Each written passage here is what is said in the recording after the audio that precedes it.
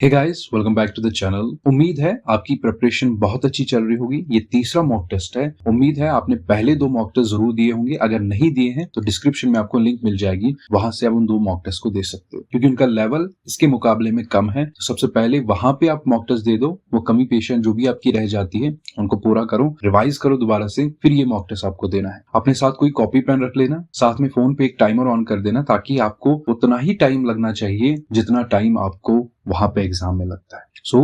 आपके पास 2 घंटे हैं, 120 मिनट है, तो 120 मिनट में आपको 120 क्वेश्चंस करने हैं। उम्मीद है आप इस मॉक टेस्ट में भी अच्छा परफॉर्म करोगे। So without any further delay let's get started. पहला क्वेश्चन है, the social process through which the children develop awareness of social norms, values and achieve distinct sense of self is known as. उसको क्या कहते हैं? क्या उसको education कहते हैं? क्या उसको फॉर्मल एजुकेशन कहते हैं? क्या उसको सोशलाइजेशन कहते हैं? क्या उसको स्कूल एजुकेशन कहते हैं? तो इस क्वेश्चन का जो करेक्ट आंसर है वो है पार्ट सी। उस पर्टिकुलर प्रोसेस को हम सोशलाइजेशन कहते हैं। देखो, चीजों को यहाँ पे मैं हर एक ऑप्शन को एक्सप्लेन नहीं करूंगा, नहीं तो यहाँ पे आपका काफी टाइम वेस्ट हो जाएगा। बस आपको जहां पे भी दिखेगा कि कोई क्वेश्चन हमें नहीं आता है, उसको नोट डाउन करना है, उसके बारे में पढ़ना है और दोबारा से रिवाइज करना है। So next question है, the social honor or prestige accorded to a person or a particular group by other members of a society is known as stigma, status, status set or pattern behavior। तो उस particular चीज को हम कहते हैं status। Next question देख लेते हैं, which of the following approach gives more importance to the maintenance of order in the society? Functionalism, conflict theory, interactionism, positivism। वो particular जो theory है जो इंपॉर्टेंस देती है maintenance of order in society, वो पर्टिकुलर थ्योरी है functionalism. So part A इसका correct answer है। नेक्स्ट क्वेश्चन है, according to Comte, Auguste Comte जो था उसके मुताबिक during the dash thought and explanation developed based on science and empirical experimentation. उसने कहा कि किसी स्टेज के दौरान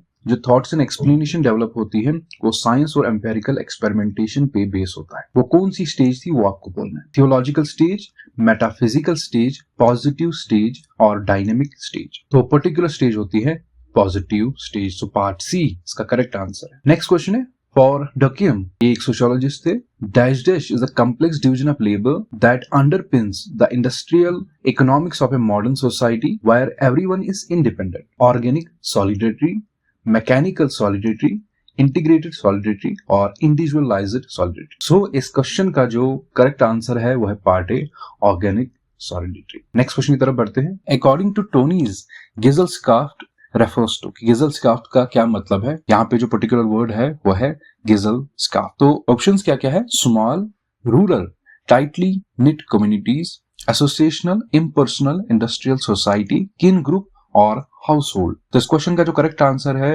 वो है part B, associational, impersonal, industrial society. Next question देख लेते हैं, the concept of cultural lag was given by. जो कल्चरल लैग का कंसेप्ट था वो किसने दिया था?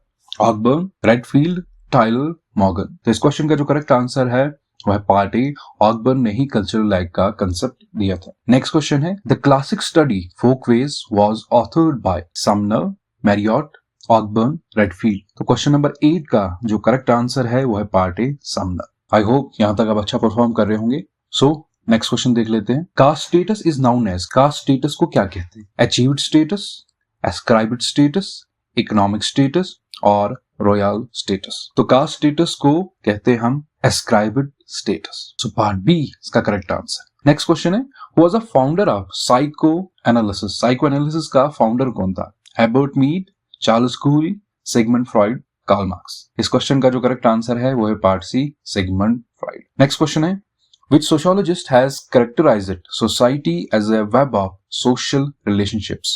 Mead, Ogburn, Leacock, McIver। तो इस क्वेश्चन का जो करेक्ट आंसर है वो है पार्ट डी। मैकआइवर ने ही कहा था society is a web of social relationships. So part B question number 11 का करेक्ट आंसर। नेक्स्ट क्वेश्चन है, which of the following is not characteristics of primary group? Primary group आप पहले ही सोसाइटी, एसोसिएशन इन्हीं के बीच में पढ़ते हो, ये आपको पढ़ना जरूर है क्योंकि ये उन्हीं का एक सब टॉपिक आता है। Intimacy, closeness, familiarity and impersonality. इस क्वेश्चन का जो करेक्ट आंसर है इम्पर्सनैलिटी, पार्ट डी इसका करेक्ट आंसर है। ये कुछ क्वेश्चंस रखे थे मैंने पहले सोशियोलॉजी के, अब मैंने कहा था इसमें मिक्स क्वेश्चन है और आपको खुद वैसे समझना है, वो पैटर्न समझना है और अपने आप को उस चीज के लिए रेडी रखना है। सो नेक्स्ट क्वेश्चन की तरफ बढ़ते हैं। Who was the author of a book A Foreign Policy of India? एक foreign policy of India book बुक है, वो किसने लिखी थी? I.K. Gujral, B.G. Deshmukh, L.K. Advani, A.G. टोनी बी। A Foreign Policy of India book लिखी थी I.K. गुजराल ने, सो पार्ट ए इसका करेक्ट आंसर है। नेक्स्ट क्वेश्चन है, Who started the newspaper Vande Mataram? Vande Mataram newspaper को किसने स्टार्ट किया था? B.K. घोष, बिपिंद्र चंद्र पाल, देवेंद्रनाथ टैगोर, सुरेंद्र नाथ बनर्जी। सो वंदे मातरम न्यूज़पेपर को स्टार्ट किया था बिपिंद्र चंद्र पाल ने, सो पार्ट बी इसका करेक्ट आंसर है। Next question, which of the following national highways links Jabalpur, Nagpur, Hyderabad, Bengaluru and Madurai?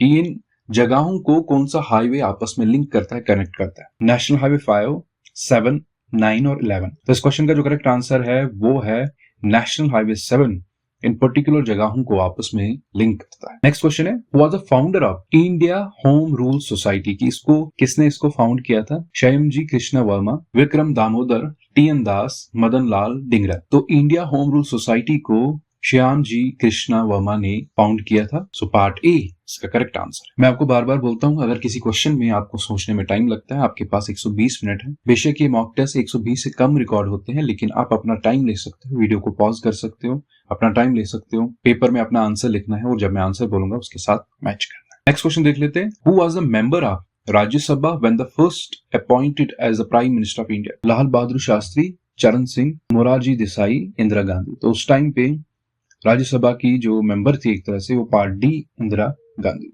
Next question है, in which state of India is the harvest festival of Kalipod celebrated by an indigenous community? आपको बोलना है किस state में ये festival celebrate किया जाता है as a harvest festival.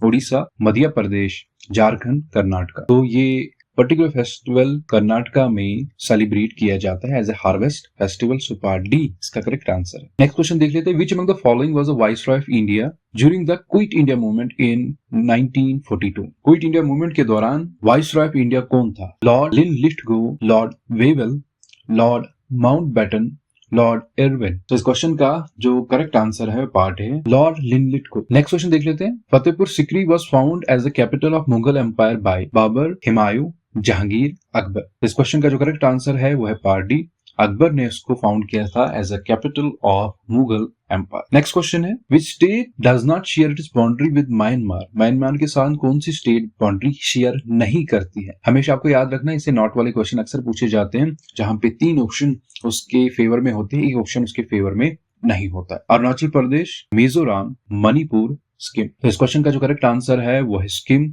Sikkim ऐसी स्टेट है इंडिया की जो म्यांमार के साथ में बाउंड्री शेयर नहीं करती। नेक्स्ट क्वेश्चन है, what is the coastal length of waste Bengal? जो वेस्ट बंगाल है उसकी कोस्टल लेंथ क्या है? 157.5 किलोमीटर, 160 किलोमीटर, 160.75 किलोमीटर, 150.5 किलोमीटर। इस क्वेश्चन का जो करेक्ट आंसर है coastal length of waste Bengal है 157.5 किलोमीटर। नेक्स्ट क्वेश्चन क्या है, in which dynasty of a Jammu during which Alexander invaded in 326 BC?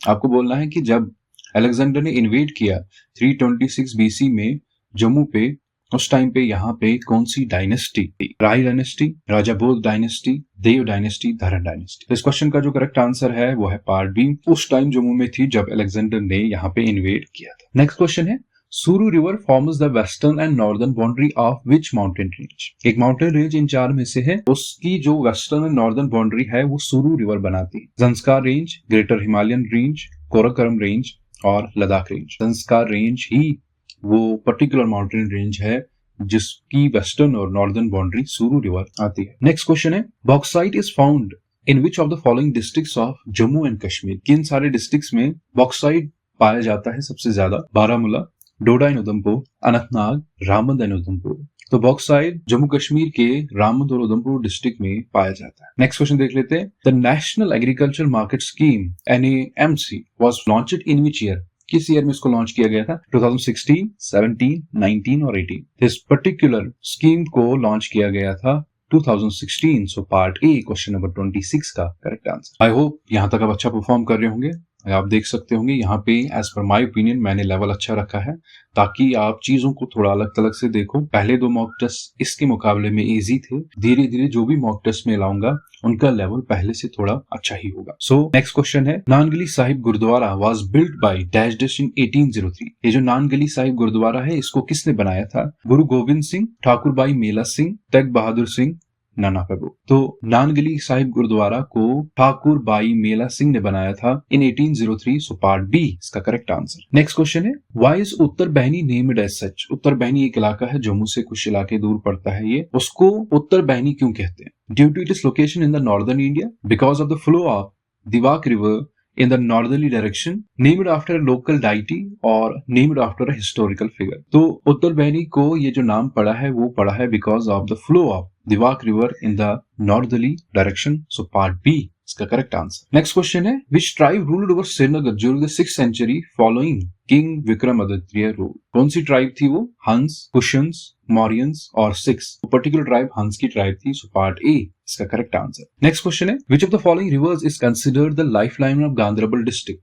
Jhelum river, Suru river, Sindh river, Ravi river. तो सिंध रिवर को हम कहते हैं as a lifeline of Ganderbal district. So part C Sindh river इसका correct answer. Next question है, Jasrota wild life sanctuary is located in which following districts? तो बहुत बार ये वाइल्ड लाइफ सेंचुरीज पे क्वेश्चन आया है। आई होप आपने इसके बारे में पढ़ा भी होगा, प्रिपेयर भी किया होगा, क्योंकि बार बार ये क्वेश्चंस पूछे जाते हैं। तो जो क्वेश्चन आमतौर पे पूछे जाते हैं, कुछ क्वेश्चन जेके एसएसबी आने वाले एग्जाम्स में रिपीट करती है, तो उन चीजों को आपको ख्याल रखना है कि वो चीज तो बिल्कुल स्किप नहीं होनी चाहिए, और भी हमें एक्स्ट्रा पढ़ना है लेकिन वो चीज भी स्किप नहीं होनी चाहिए। सो कुठवा, जम्मू, बारामूला और रियासी। तो Jasrota wild life sanctuary Kathua district में लोकेटेड है। सो पार्ट ए इसका करेक्ट आंसर। नेक्स्ट क्वेश्चन है, the first phase of Baglihar dam was completed in which year? पहला फेज बगलिहार डैम का कब कंप्लीट हुआ था? 2008 में, 2009, 2005 और 2004। तो 2004 में, पार्ट डी जो ऑप्शन है यहाँ पे 2004, उसमें पहला फेज बगलिहार डैम का कंप्लीट हुआ था। सो 2004 पार्ट डी इसका करेक्ट आंसर। आई होप यहाँ तक आपने अच्छा परफॉर्म किया होगा। यहाँ पे हमने जीके का पोर्शन खत्म, मैंने जीके का पोर्शन एक ही जगह रखा है, और आपकी आसानी के लिए जो मैथमेटिक्स का पोर्शन है वो मैंने ज्यादातर इस वीडियो के आखिर में रखा है, ताकि वहां पे आपको आसानी हो और आपका टाइम ज्यादा वेस्ट ना हो। तो आप टेंशन नहीं लेना, मैथमेटिक्स पोर्शन लास्ट में है, उसके बारे में हम लास्ट में बात करेंगे।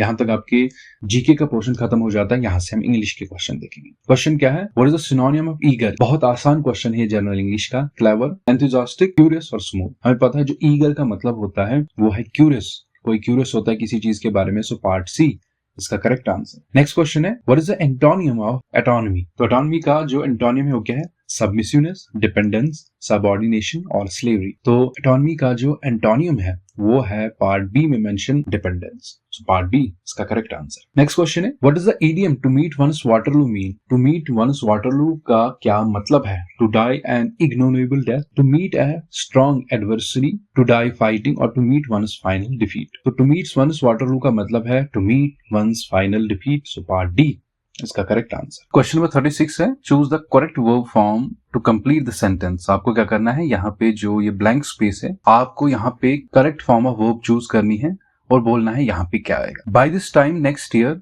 आई dash dash at this company for 5 years, work, have worked, will have been working, am working. तो इस क्वेश्चन का जो करेक्ट आंसर है वो है part C, will have been working. तो सेंटेंस कंप्लीट क्या बनेगा, by this time next year I will have been working at this company for 5 years। So question number 36 का part C correct answer. Next question देख लेते हैं, arrange the following sentences to form the coherent paragraph. आपको क्या करना है, इन sentence को arrange करके एक मीनिंगफुल फॉर्म निकलनी चाहिए। आपने सीखा होगा कि जहां पे रीशफल किया होता है डिफरेंट डिफरेंट सेंटेंसेस को या फ्रेजेस को, आप उनको सही से जोड़ के एक मीनिंगफुल सेंटेंस या पैराग्राफ बनाते हो। So with increasing globalization, international trade has become more significant. It is important to understand its dynamics. This has led to the more interconnected economies. तो आपको यहाँ पे ऑप्शन में दिया है कि पहले 1 2 4 3 2 1 3 4 3 4 1 2 4 3 2 1। कहने का मतलब यहाँ अरेंज कैसे करना है, पहला सेंटेंस यहाँ पे 1 आएगा, फिर 2, फिर 4 3। सिमिलरली आपको इनके बारे में पता होगा। सो इस क्वेश्चन का जो करेक्ट आंसर है वो पार्ट ए 1 2 4 3 की पहली लाइन आएगी, with increasing globalisation international trade has become more significant, this has led to more interconnected economies, it is important to understand its dynamics. तो पार्ट ए क्वेश्चन नंबर 37 का correct answer है। Next question है choose the correct indirect speech of the following direct speech. Narration का question है she said I will go to the market tomorrow. यहाँ पे 4 options है, आप पॉज करके इन 4 ऑप्शंस को पढ़ सकते हो। इस क्वेश्चन का जो करेक्ट आंसर है वो है part B, she said that she would go to the market next day. आपको पता है टुमारो नेक्स्ट डे में बदल जाता है, विल वुड में चेंज हो जाता है। सो पार्ट बी इसका करेक्ट आंसर है। नेक्स्ट क्वेश्चन क्या है choose the correct option to fill in the blanks. He dash dash finish the project by the next week, can must may could. तो इस question का जो correct answer है वो शुड आएगा, क्योंकि यहाँ पे एक ओब्लिगेशन है कि आप ये काम आपसे एक्सपेक्टेड है कि आप ये नेक्स्ट वीक तक खत्म करोगे। मस्ट नहीं आएगा, कोई डेडलाइन यहाँ पे शो नहीं की गई है, एक एक्स्ट्रा फ्रेज या कोई सेंटेंस ऐड नहीं किया गया जहाँ पे आपको एक डेडलाइन दिखे, तो मस्ट यहाँ पे नहीं आ सकता, शुड आ सकता है, क्योंकि बहुत बच्चे ऐसे वाले सेंटेंसेस में कंफ्यूज हो जाते हैं मस्ट एंड शुड में, तो यहाँ पे शुड आएगा। सो पार्ट डी इसका करेक्ट आंसर है। नेक्स्ट क्वेश्चन है identify the type of clause underline in the following sentence. आपको बोलना है यहाँ पे कौन सा क्लॉज यूज हुआ है। She will succeed in what ever she does, noun clause, adjective clause, adverb clause, relative clause. इस क्वेश्चन का जो करेक्ट आंसर है वो है पार्ट ए, यहाँ पे नाउन क्लॉज का यूज हुआ है। नेक्स्ट क्वेश्चन है choose a correct pair of complete sentences. The dash dash was extremely heavy causing dash dash to overflow. ये बहुत आसान क्वेश्चन है, आपको बस दिमाग थोड़ा सा लगाना है यहाँ पे। Rain river, green river, rain river, rain river. इस क्वेश्चन का जो करेक्ट आंसर है वो है part C, the rain was extremely heavy causing the river to overflow. So part C इसका करेक्ट आंसर। नेक्स्ट क्वेश्चन है choose the correct preposition to complete the sentence. Preposition आपको use करना है यहाँ पे। The cat is hiding dash dash the table, on, in, under, above. तो इसका correct answer है part C, under. The cat is hiding under the table. Next question है choose the correct passive voice for the following active voice sentence. The chef is preparing a delicious meal. तो इस question का जो correct answer है वो है part B, a delicious meal is being prepared by the chef. अगर आपने active passive voice के बारे में पढ़ा होगा, बहुत कुछ रूल्स आपको याद रखने हैं, इजीली ये क्वेश्चन आपसे सॉल्व हो जाए। तो इंग्लिश का पोर्शन मैंने उतना भी यहाँ पे मुश्किल नहीं रखा था, बहुत आसान रखा था। आई होप यहाँ तक आप बहुत अच्छा परफॉर्म कर रहे होंगे। सो हम नेक्स्ट सेक्शन पे आते हैं जो है जनरल साइंस का पोर्शन। तो पहला क्वेश्चन है which of the following is not a fat soluble vitamin. इनमें से कौन सा फैट सॉल्युबल विटामिन नहीं है। इसका मतलब इसमें एक ऑप्शन ऐसा होगा जो वाटर सॉल्युबल विटामिन होगा, बाकी 3 फैट सॉल्युबल विटामिन होंगे। विटामिन ए, डी, सी, के। तो विटामिन ए, डी और के फैट सॉल्युबल विटामिन है। एक ही इसमें बचता है विटामिन सी, जो कि एक वाटर सॉल्युबल विटामिन है। अगर आपने पढ़ा होगा तो विटामिन B12 एंड सी एक वाटर सॉल्युबल विटामिन होते हैं। सो पार्ट सी इसका करेक्ट आंसर। नेक्स्ट क्वेश्चन है what is the primary function of mitochondria in cell. कि माइटोकॉन्ड्रिया का क्या फंक्शन रहता है सेल में। क्या इसमें प्रोटीन सिंथेसिस होती है, क्या ये एनर्जी प्रोडक्शन करता है, क्या इससे वेस्ट एलिमिनेट होता है, या इससे डीएनए रेप्लिकेशन होती है। सो इस क्वेश्चन का जो करेक्ट आंसर है वो है पार्ट बी, एनर्जी प्रोडक्शन इसका करेक्ट आंसर। नेक्स्ट क्वेश्चन है which of the following is not a symptom of vitamin C deficiency. कि विटामिन सी डेफिशिएंसी का इनमें से कौन सा सिम्टम नहीं है। जब भी ये नॉट वाले क्वेश्चन आएंगे, मैं बार बार आपको बोलता हूँ 3 ऑप्शन इसके फेवर में होंगे, विटामिन सी की डेफिशिएंसी के फेवर में एक नहीं हो। Bleeding gums, scurvy, night blindness, fatigue. इस क्वेश्चन का जो करेक्ट आंसर है पार्ट सी है, night blindness. Night blindness vitamin A की डेफिशिएंसी से होता है, न कि विटामिन सी की डेफिशिएंसी से। सो पार्ट सी इसका करेक्ट आंसर है। नेक्स्ट क्वेश्चन है which type of respiration occurs in the absence of oxygen, aerobic, anaerobic, photosynthesis और नॉन ऑफ अबोव। इस क्वेश्चन का करेक्ट आंसर है part B, anaerobic respiration. Next question है what is the primary function of stomata in plants. जो stomata plants में होता है इसका प्राइमरी फंक्शन क्या है। Photosynthesis, transpiration, respiration, reproduction. इस क्वेश्चन का जो करेक्ट आंसर है वो है part B, transpiration. Next question है which of the following disease is caused by a virus. आपको बोलना है कौन सी डिजीज वायरस से कॉज होती है। Tuberculosis, cholera, influenza, typhoid. So part C influenza इसका करेक्ट आंसर है। क्वेश्चन नंबर 50 है What is the main component of greenhouse gases? Main component क्या है ग्रीन हाउस गैसेस का। क्वेश्चन बिल्कुल आसान है, ऑप्शंस आपको पढ़ने हैं, इजीली आपको आ जाएगा।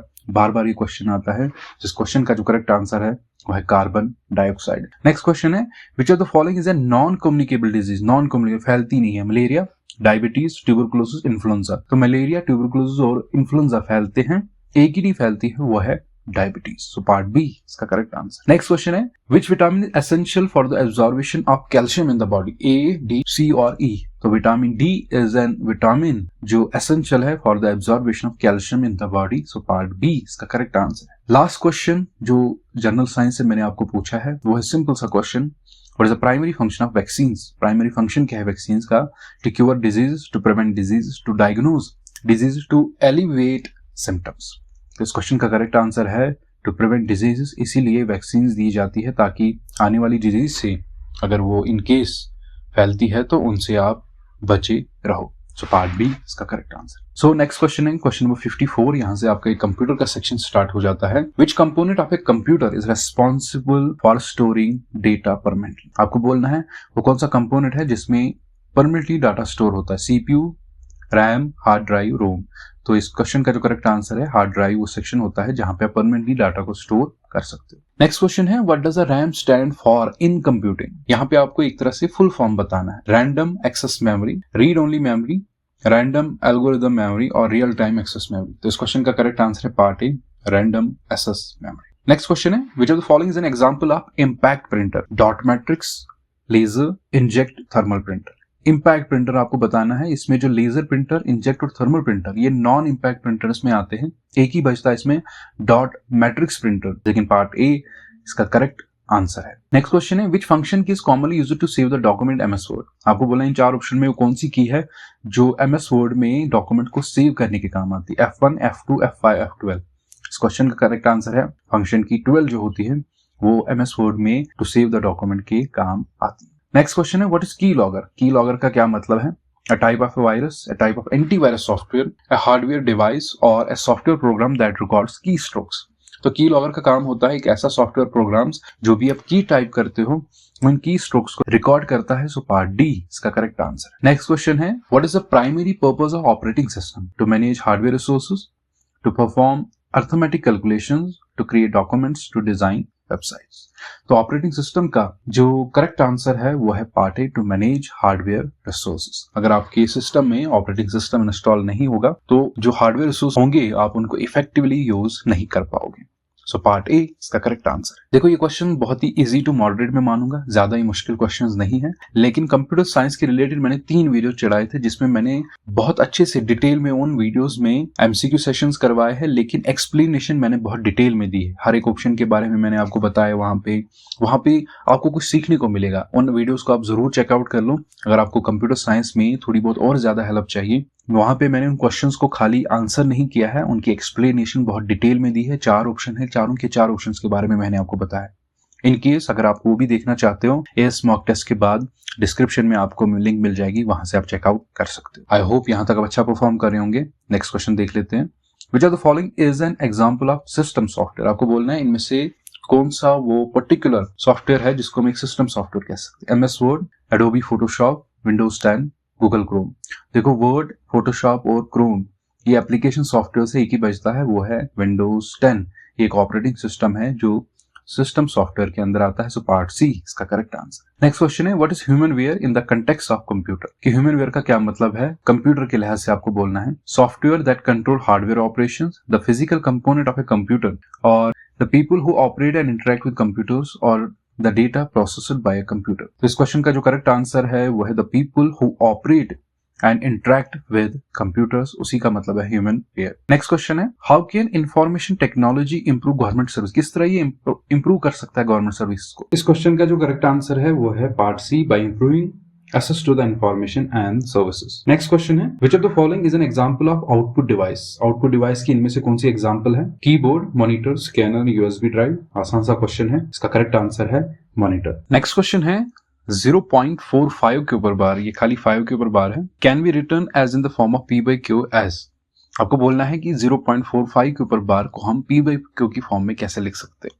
अगर आपने मेरे वीडियो लेक्चर्स देखे हैं बेसिक अर्थमेटिक पे तो मैंने ये चीज आपको डिटेल में समझाई है, कॉन्सेप्ट मैंने समझा है, ट्रिक्स मैंने समझाई है। आपके पास इतना टाइम नहीं होता आप डिटेल कॉन्सेप्ट यूज करो, लेकिन अगर आपको आता है वो भी आप यूज कर सकते हो। वीडियो को पॉज करना है, आप उसको सॉल्व कर सकते हो। मैंने आपको सिंपल एक ट्रिक सिखाई थी जहां पे एक मिक्सड रिकरिंग डेसिमल नंबर होगा जहां पे पॉइंट के बाद सारे डिजिट रिपीट नहीं होंगे। आपको लिखना है पॉइंट के बाद जो डिजिट होगा 45, उसमें माइनस करना है जो रिपीट नहीं हो, 4 रिपीट नहीं हो, तो 45 माइनस 4 41। इसका मतलब टॉप में क्या आएगा हमारे पास, वहां पे आएगा 41 डिवाइड बाय जितने डिजिट्स के ऊपर बार है उसकी जगह एक 9 लिखना है, तो एक ही डिजिट के ऊपर बार है एक 9 लिख देंगे। जितने डिजिट्स के ऊपर बार नहीं है उसकी जगह एक 0 लिख देना है, तो 0। तो सो 41 डिवाइड बाय 90 इसका करेक्ट आंसर है। So part A 41 divide by 90 इसका करेक्ट आंसर है। नेक्स्ट क्वेश्चन है √2 + 4 is a rational number, irrational number, natural number और होल नंबर। मैंने यहाँ पे 2 क्वेश्चन खाली आपको बेसिक अर्थमेटिक के पूछे हैं, बाकी जो 8 क्वेश्चन है वो मैंने इस मॉक टेस्ट के आखिर में आपसे पूछे। तो 65 वाला क्वेश्चन है √2 + 4 क्या एक रैशनल नंबर है, इरैशनल है, नेचुरल है, होल नंबर। चाहे आप 2 नंबर्स को ऐड करो, सब्ट्रैक्ट करो, डिवाइड करो, मल्टीपल करो, अगर उसमें एक रैशनल है और एक इरैशनल है हमेशा आंसर इरैशनल ही आता है। सो पार्ट बी इरैशनल इसका करेक्ट आंसर है। अब यहां से हम जो भी क्वेश्चन आएंगे तकरीबन 112 तक वो सारे क्वेश्चंस मैंने आपके रखे हैं स्पेशलाइजेशन से। आई होप आप इसमें अच्छा परफॉर्म करोगे। क्वेश्चन क्या है, which one part of the culture develops rapidly through other parts is called, क्या उसको एकोमेंडेशन कहते हैं, कल्चर लैग कहते हैं, कल्चर एक्यूमुलेशन कहते हैं या रेवोल्यूशन कहते हैं।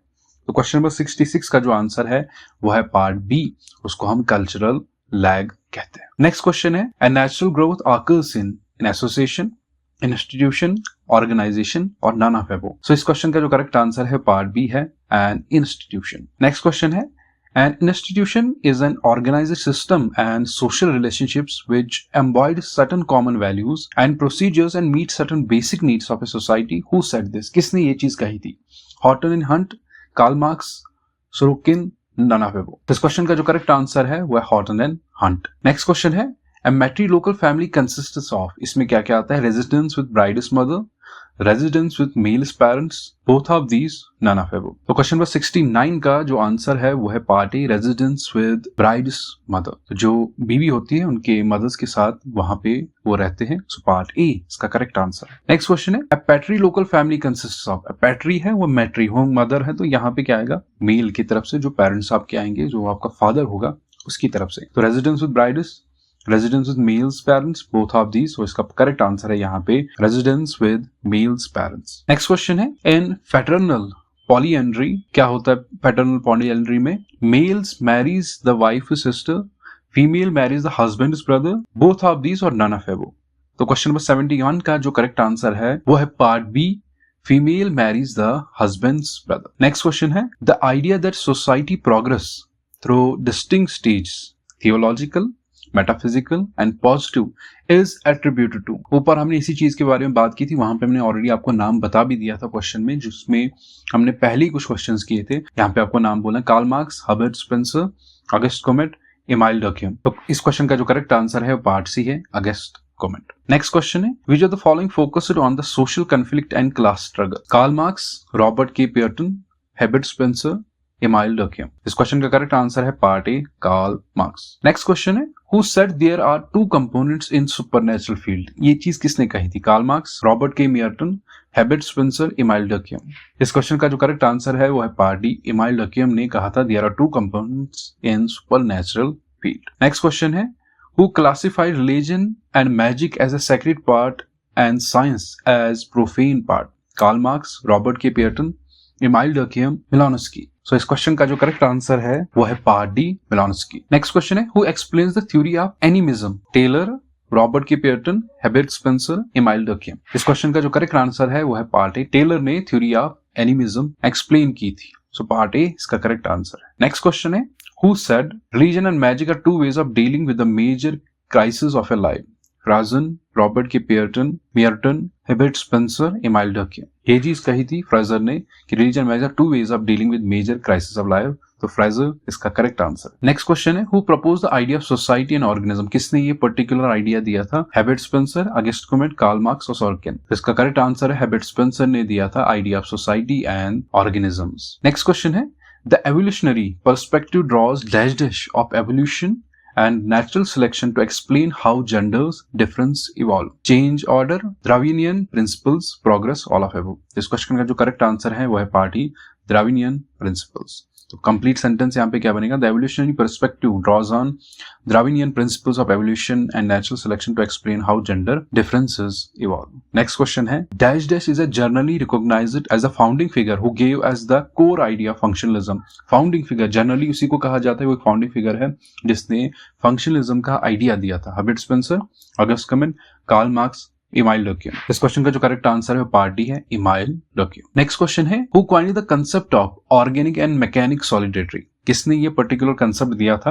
Herbert Spencer, August Comte, Karl Marx, Emile Durkheim. So इस क्वेश्चन का जो करेक्ट आंसर है अगेन इमाइल डर्क्यूम ने दिया था concept of organic and mechanical solidarity. Next question है, who presented the theory of circulation of elites. Herbert Spencer, Pareto, Karl Marx, Sorokin. So question number 82 का जो correct answer है वो है पेरेटो ने प्रेजेंट किया था the theory of circulation of elites. मैंने आपसे कहा था कि मैं सोशियोलॉजी का थोड़ा अलग रखूंगा, उसका लेवल भी अच्छा होगा। आई होप इसमें आप अच्छा परफॉर्म कर रहे होंगे यहाँ तक। सो नेक्स्ट क्वेश्चन है, who believed that society is like a human body. कौन ये बिलीव करता था सोसाइटी की ह्यूमन बॉडी की तरह है? Structural functionalist perspective, conflict perspective, the evolutionary perspective और न्यू एवोल्यूशनरी पर्सपेक्टिव। तो इस क्वेश्चन का जो करेक्ट आंसर है वो है पार्ट ए, structural functionalist perspective. Question number 84 है, इन कन्फ्लिक्ट पर्सपेक्टिव, एक तरह से कन्फ्लिक्ट थ्योरी में most of the work is by, most of the work जो उसमें काम किया गया इस पर्टिकुलर थ्योरी में वो किसने किया है? Herbert Spencer, August Comte, Karl Marx, Sorokin. So इस क्वेश्चन का जो करेक्ट आंसर है वो है पार्ट सी, कार्ल मार्क्स ने ज्यादातर उसमें काम किया है कन्फ्लिक्ट पर्सपेक्टिव। नेक्स्ट क्वेश्चन है, the new use of existing knowledges, क्या उसको डिस्कवरी कहते हैं, क्या उसको थिंकिंग कहते हैं, क्या डिफ्यूजन एंड इन्वेंशन कहते हैं या नन ऑफ दिस? तो a new use of existing knowledge को हम डिफ्यूजन एंड इन्वेंशन कहते हैं। सो पार्ट सी इसका करेक्ट आंसर। नेक्स्ट क्वेश्चन है, the Protestant ethics and spirit of capitalism was written by. ये एक बुक है, ये किसने लिखी है वो आपको बोलना है। Max Weber, Karl Marx, August Comte, none of this. So इस क्वेश्चन का जो करेक्ट आंसर है वो है मैक्स वेबर। नेक्स्ट क्वेश्चन है, which theorist worked on beliefs and values. इनमें आपको बोलना है किसने बिलीफ्स एंड वैल्यूज पे ज्यादा काम किया है। Max Weber, Karl Marx, August Comte, Sorokin. So इस क्वेश्चन का करेक्ट आंसर है मैक्स वेबर ने बिलीफ्स एंड वैल्यूज पे सबसे ज्यादा काम किया।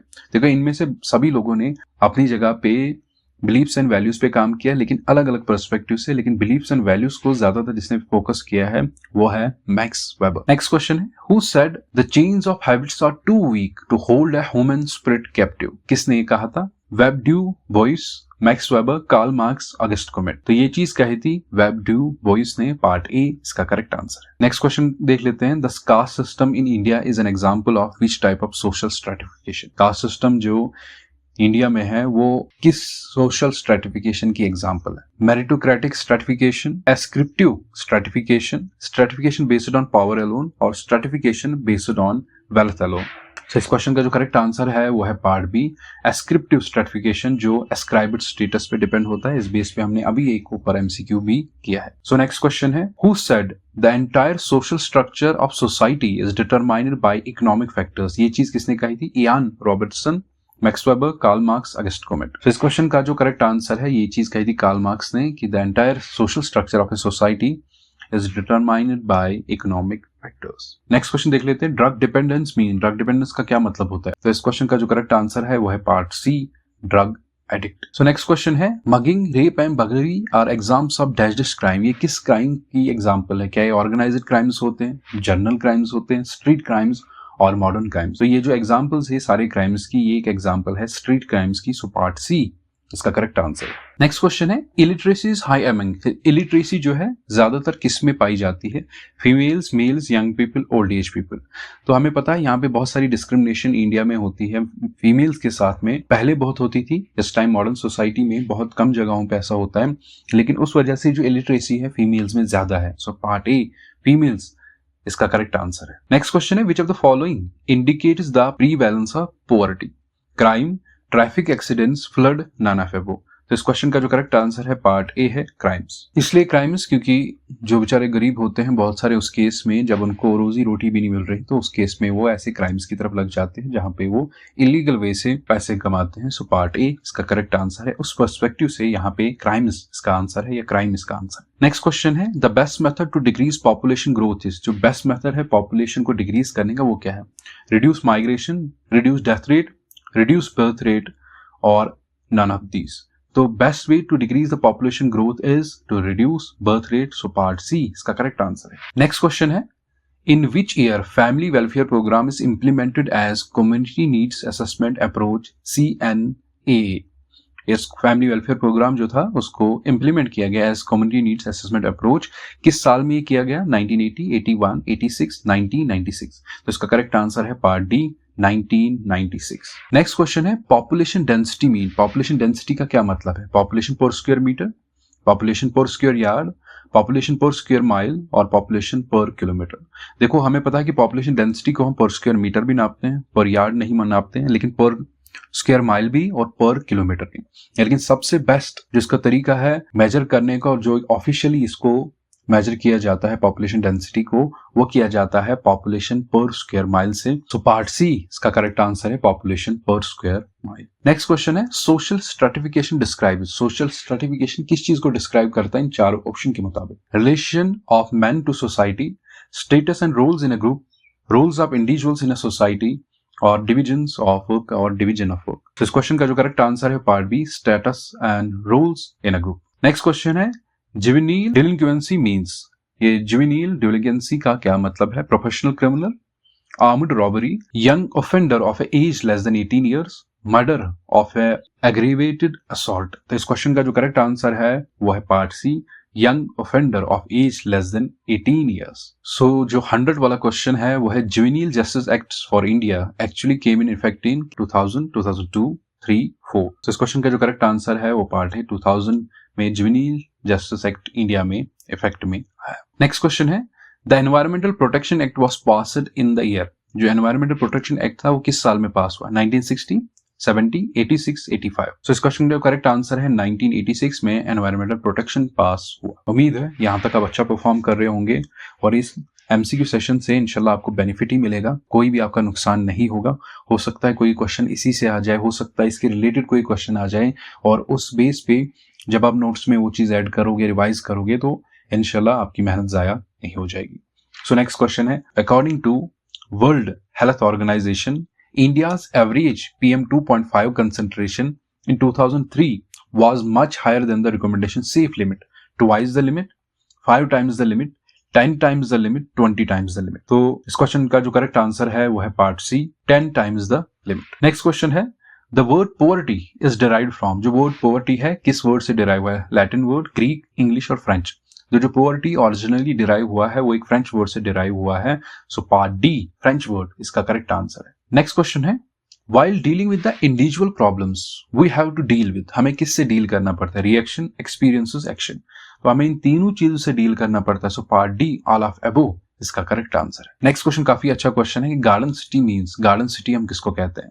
जिसकी पॉपुलेशन अनलिमिटेड हो या जिसकी पॉपुलेशन 50,000 से ज्यादा नहीं होनी चाहिए, या जहां पे ट्रैफिक कंजेशन हो, या एक मॉडल स्टेट हो। तो गार्डन सिटी हम उसको कहते हैं जिसकी पॉपुलेशन 50,000 से ज्यादा नहीं होनी चाहिए, उससे कम कम ही होनी चाहिए। तो पार्ट बी इसका करेक्ट आंसर। नेक्स्ट क्वेश्चन है, the family of a one couple with child is known as. जहां पे एक कपल हो और उनका एक बच्चा हो, उस फैमिली को क्या कहते हैं? Immediate family, conjugal family, procreation family. देखिए कंजुगल एंड प्रोक्रिएशन में क्या है, ये जरूरी नहीं है कि वहां कपल्स हो, यहाँ पे डिफरेंट सिनेरियोज या डिफरेंट सिचुएशंस भी आती है, लेकिन पार्ट ए, इमीडिएट फैमिली इसका करेक्ट आंसर है। नेक्स्ट क्वेश्चन है, which country has the highest divorce rate in the world.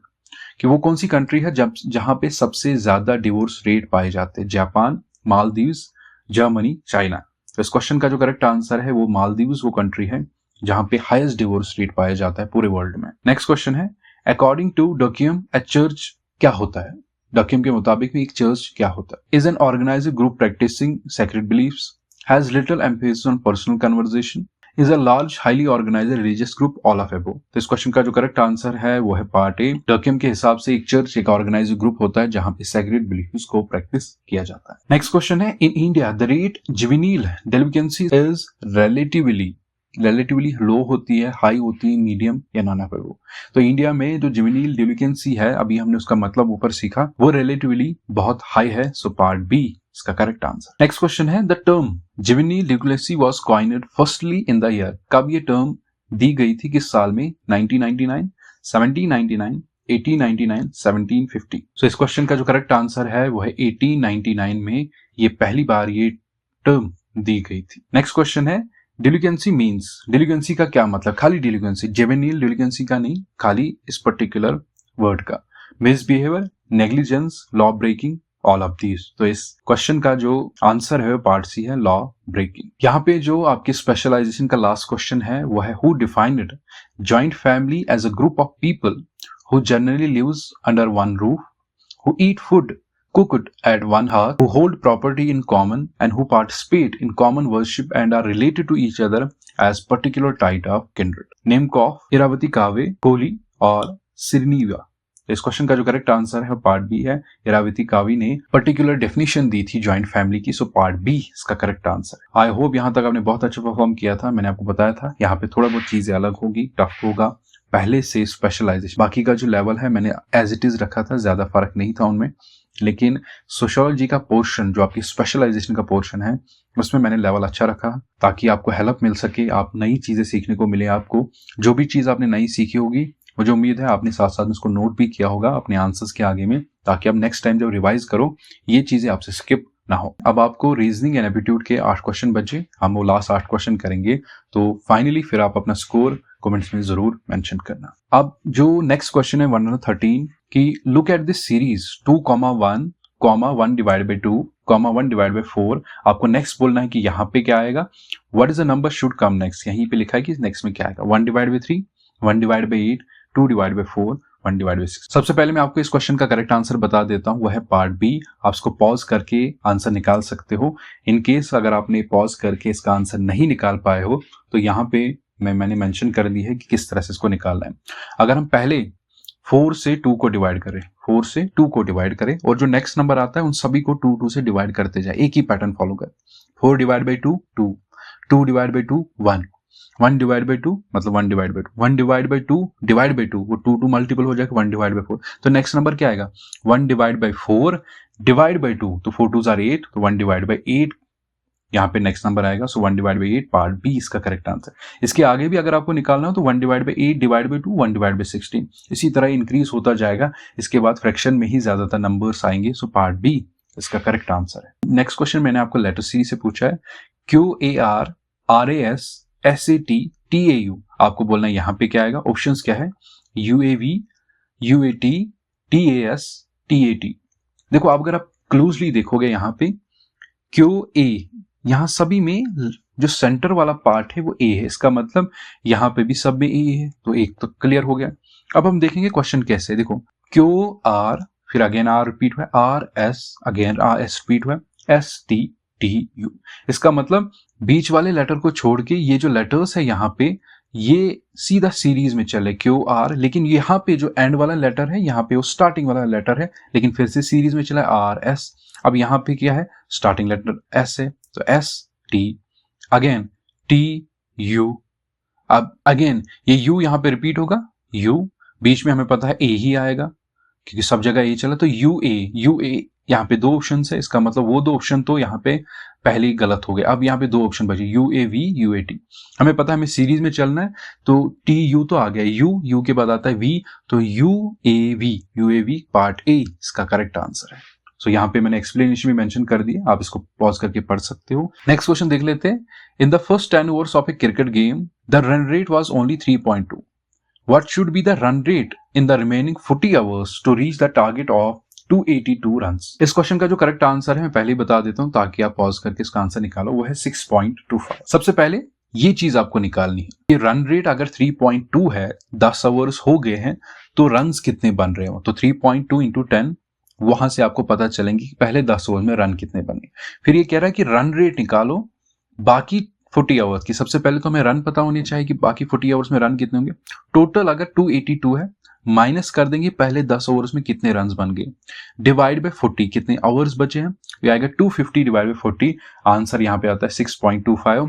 तो जो रन रेट रहेगी बाकी 40 ओवर्स में ताकि 282 का टारगेट सेट हो जाए, वो 6.25 की रन रेट होगी। सो पार्ट ए इसका करेक्ट आंसर। नेक्स्ट क्वेश्चन आपके प्रॉफिट एंड लॉस से है। The cost price of 20 articles is same as the selling price of X articles. The cost price of 20 articles same है as the selling price of X articles, वो पता नहीं है हमें। If the profit is 25%, अगर profit 25% है, बताओ X की वैल्यू क्या होगी। देखो अब हम सीखेंगे इसको सॉल्व कैसे करना है। पहले अगर हम मान लेंगे कि अगर हर एक आर्टिकल की कॉस्ट प्राइस एक आर्टिकल की ₹1 है तो x की x होगी, तो हमने लेट कर लिया, चलो मान लेते हैं cost price of x articles is x। तो हमें पता है SP ऑफ x आर्टिकल्स की 20 के बराबर है। तो प्रॉफिट कैसे निकलेगा? प्रॉफिट हम कैसे निकालते हैं? हम सेलिंग प्राइस में कॉस्ट प्राइस निकालते हैं। सेलिंग प्राइस 20 है, कॉस्ट प्राइस हमने x ली है तो 20 माइनस x। अब हमें प्रॉफिट परसेंटेज वहीं से दिया है 25%। तो प्रॉफिट परसेंटेज हम कैसे निकालते हैं? प्रॉफिट मतलब 20 माइनस x प्रॉफिट निकला, डिवाइड बाय कॉस्ट प्राइस हमने x ली है, इनटू 100 और इक्वल्स टू 25 वहीं से दिया। अब इसी इक्वेशन को हमने सॉल्व किया है तो आंसर क्या निकला है? x equals to 60। x equals to 60 part B इसका करेक्ट आंसर है। आई होप ये अलजेब्रा का बेसिक लीनियर इक्वेशंस आपको सॉल्व करने आता है। बहुत ही बेसिक चीज है, इसमें ज्यादा कुछ समझाने का नहीं होता है। इन केस अगर आपको ये भी नहीं आता तो आप नीचे कमेंट में मेंशन कर सकते हो, मैं कोशिश करूंगा अगर टाइम मिला तो इस पे भी एक वीडियो लेक्चर लेके आऊं। तो पार्ट बी 16 इसका करेक्ट आंसर। नेक्स्ट क्वेश्चन देख लेते हैं। A, B and C can do a piece of work in 20, 30 and 60 days respectively। मतलब A 20 दिन में, B 30 दिन में and C 60 days में। In how many days A can do the work if he is assisted by B and C on every third day? कि क्या करेंगे? अब A कितनी देर में काम खत्म कर सकता है कि हर तीसरे दिन बाद A को B और C मतलब एक तरह से हेल्प करेंगे, तो A कितने दिन में काम खत्म करेगा? तो सबसे पहले हमने A के 2 दिन का काम निकाला। क्यों 2 दिन का काम निकाला यहाँ पे? क्योंकि हमें पता है कि पहले 2 दिन तो अकेला काम करेगा, उसके अगले दिन मतलब तीसरे वाले दिन B और C उसकी हेल्प करेंगे। तो सबसे पहले A के जो 2 दिन, एक दिन का काम होगा 1 डिवाइड बाय n मतलब 1 डिवाइड बाय 20 इंटू 2 करेंगे तो 2 दिन का काम निकला इसका 1 डिवाइड बाय 10। A, B और C का एक दिन का काम कितना? अगर एक दिन का काम हमें पता है 1 divide bye 20 plus 1 divide bye 30 plus 1 divide bye 60 वो आता है 1 डिवाइड बाय 10 के बराबर। तो अब 3 दिन का काम कितना होगा कि 3 दिन में A, B और C काम कितना खत्म करेंगे? क्योंकि A 2 दिन काम करेगा, B और C उसको तीसरे दिन हेल्प करेंगे। अब पहले 2 दिन तो उसने 1 डिवाइड बाय 10 काम किया A ने, बाकी 2 दिन जब उसको वो हेल्प करेंगे तो तीसरा वो खुद भी काम करेगा, तो 1 divide by 10 equals to 1 divide by 5।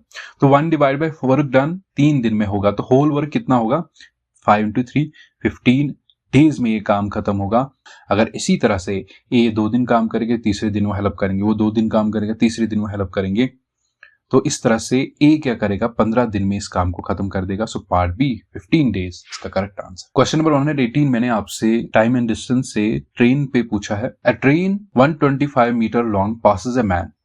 जब भी कोई ट्रेन पास करती किसी मैन को, पोल को, तो उस मैन या पोल की जो डिस्टेंस है वो ट्रेन में ऐड नहीं होती।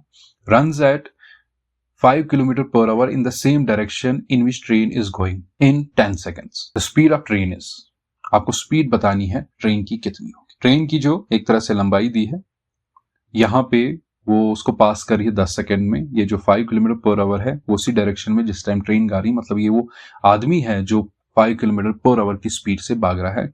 ये एक स्टेशनरी पोजीशन पे नहीं है। अगर स्टेशनरी पोजीशन पे होता तो हम इसकी जो भी प्रॉपर्टीज है उसको काउंट नहीं करते। अब हमें स्पीड बतानी है ट्रेन की। तो इस क्वेश्चन का जो करेक्ट आंसर है वो पार्ट बी है, 50 किलोमीटर पर आवर। आप इसको खुद से पहले करके देखो, अब मैं आपको सिखाता हूँ कैसे करना है। सबसे पहले हमें पता है कि ये जो डिस्टेंस है, डिस्टेंस डिवाइड बाय अगर हम टाइम करेंगे तो हमें क्या निकलेगी? स्पीड। तो स्पीड कितनी है? 125 डिवाइड बाय 10 मतलब मीटर पर सेकेंड इसकी स्पीड है। अब स्पीड को हमने कैंसलेशन की, कैंसलेशन के बाद आया 25 डिवाइड बाय 2 मीटर पर सेकेंड। अब 25 मीटर पर सेकेंड ये है। अब इसको हम किलोमीटर पर आवर में चेंज करेंगे तो कैसे करते हैं? 18 डिवाइड बाय 5 से मल्टीपल करते हैं, वो आता है 45 किलोमीटर के बराबर।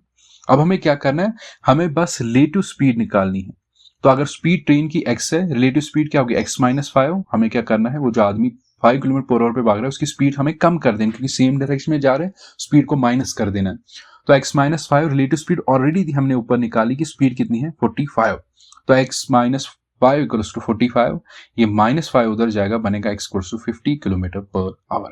तो इस क्वेश्चन का जो करेक्ट आंसर है पार्ट बी है 50 किलोमीटर पर आवर। अब इसको पॉज करके ये जो एक्सप्लेनेशन है आंसर की, इसको अच्छे से समझ सकते हो। सो आई होप यहां तक आपको समझ आ गया होगा और यहां तक आपने अच्छा परफॉर्म किया होगा। अब 2 क्वेश्चन बचते हैं। क्वेश्चन क्या है? अगेन मैंने आपको ट्रेन पे क्वेश्चन पूछा क्योंकि इस पे बहुत कॉम्प्लिकेटेड क्वेश्चंस भी आते हैं कभी कभार। 2 trains running in opposite direction, तो रिलेटिव स्पीड आपको पता ही होगी, प्लस हो जाएगी। Cross the man standing on a platform in 27 seconds and 17 seconds respectively. 2 train क्या करती कि आदमी एक प्लेटफॉर्म पे खड़ा है, एक ट्रेन उसको 27 सेकंड में पास कर रही है और दूसरा 17 सेकंड्स लगा रही है उसको क्रॉस करने में। And they cross each other in 23 second. एक दूसरे को जब वो क्रॉस करके खत्म कर रही है, मतलब लास्ट जो भी उसका होगा, एक दूसरे को 23 सेकंड में खत्म। The ratio of their speed, आपको इनकी स्पीड का रेशियो निकालना है। तो पहले मैं आपको आंसर बोल देता हूँ, आप खुद से करना। इन 4 ऑप्शन में पार्ट बी 3:2 इसका करेक्ट आंसर है। चलो मान लेते हैं एक ट्रेन की स्पीड x मीटर पर सेकंड है, क्योंकि यहाँ सेकंड में दिया है। दूसरी की है y मीटर पर सेकंड। अब जो लेंथ आती है ट्रेन की वो कितनी आती है, जितनी वो डिस्टेंस कवर करता है। तो distance equals to speed into time, तो speed into time. Similarly second train की लेंथ कितनी होगी, उतनी होती है जितनी वो पर्टिकुलर ट्रेन डिस्टेंस कवर करती है। तो डिस्टेंस कितनी कवर करेगी, आपको पता है, speed equal to distance into time. तो डिस्टेंस आता है स्पीड इंटू टाइम, तो स्पीड इंटू टाइम। तो ये उनकी दोनों की लेंथ है। अब खुद ही देखो, अब हमें इनका क्या निकालना है, एवरेज निकालना है एक तरह से। तो 27x plus 17y divide by x plus y, और वो एक दूसरे को कितनी देर में क्रॉस कर रहे हैं, 23 सेकेंड्स। तो इक्वेशन को जब सॉल्व करेंगे तो x divide by y 3 divide by 2 के बराबर आता है, जिसको हम कहते हैं रेशियो कंपैरिजन बाय डिवीजन। तो इस जो डिवीजन बार है 3 डिवाइड बाई 2, इसको हम रेशियो में बदल सकते हो, कॉलम यहाँ पे, तो 3:2। पार्ट बी 3:2 इसका करेक्ट आंसर है। लास्ट क्वेश्चन इस मॉक टेस्ट का है। आई होप यहां तक आपने अच्छा परफॉर्म किया होगा। बस एक क्वेश्चन बच गया, ठीक है। क्वेश्चन आपको मैंने स्टेटमेंट एंड कंक्लूजन से पूछा है। The distance of 900 kilometre by road between Bombay and Jafra will be reduced to 280 kilometre by sea. This will lead to the saving of ₹7.92 crores per annum on fuel। इससे conclusion क्या निकाला गया है, transport by sea is cheaper than road, इससे ये conclusion निकाला गया है। Fuels must be saved to a great extent, इससे ये कंक्लूजन निकाला गया। इस क्वेश्चन का जो करेक्ट आंसर है मैं आपको बोल देता हूँ, पॉज करके आप कर सकते हो, वह है पार्ट बी कि खाली दूसरा कंक्लूजन फॉलो करेगा। अब हम इसकी एक्सप्लेनेशन देखते हैं। इन्होंने यहाँ पे बोला है कि डिस्टेंस कम हुआ है तो उस पे काफी जो पैसा बच गया फ्यूल पे, जो हर साल खर्च होता था। लेकिन इसमें इस चीज की कोई भी बात नहीं हुई है कि ट्रांसपोर्टेशन जो सी से वो रोड से चीपर होता है, मतलब सस्ता पड़ता है, ऐसी कोई बात नहीं। लेकिन यहाँ पे जो ज्यादा फोकस किया गया है स्टेटमेंट में, वो किया गया है फ्यूल पे। इसका मतलब जो नेक्स्ट कंक्लूजन है, fuel must be saved to a great extent, ये कंक्लूजन हम इस निकाल सकते हैं। इसका मतलब खाली सेकंड वाला कंक्लूजन यहाँ पे फॉलो करता है, पहला फॉलो नहीं करता। आई होप इस मॉक टेस्ट में आपने बहुत अच्छा परफॉर्म किया होगा। अपना स्कोर जरूर से कमेंट्स में मेंशन कर लेना। इन केस अगर आपको अगले वाला मॉक टेस्ट थोड़ा सा अलग से चाहिए तो आप वो चीज भी कमेंट्स में मेंशन कर सकते हो। मैं पूरी कोशिश करूंगा उसी तरह से आपके लिए मॉक टेस्ट लाने के लिए। लेकिन जो भी मैंने रिसेंट एग्जाम्स देखे उनमें मैंने नोटिस किया है इस तरह के क्वेश्चंस आमतौर पर देखे गए हैं। सो आई होप आपको ये वीडियो पसंद आ गया होगा। वीडियो को लाइक कर देना, चैनल को सब्सक्राइब कर देना। मिलते हैं अगली वीडियो में एक नए टॉपिक के साथ।